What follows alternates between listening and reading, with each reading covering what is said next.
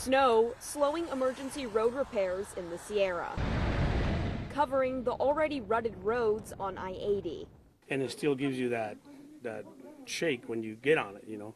Caltrans completed 63 of the 140-mile repairs project stretching from Colfax to the state line. But it's all dependent on Mother Nature. Mother Nature allowed for freshly paved asphalt to be completed between Colfax and Alta. No snow, good for the roads, but not so good for business. Hopefully the storm will bring in some snow and it'll bring some people up. Were you expecting to see snow today? No. Some people we met not so prepared. Is your car prepared for the snow? No. If I have to get changed, I might have to go and see one of those people out there. But other travelers, this is my very first time in fresh snow. My very first.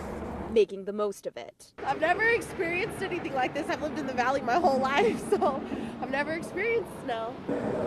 Caltrans crews are ready to respond with snowplows and chain control checkpoints. Caltrans wouldn't have the roads open to the public if it wasn't safe. But getting concrete to the higher elevations is on pause until the storm passes.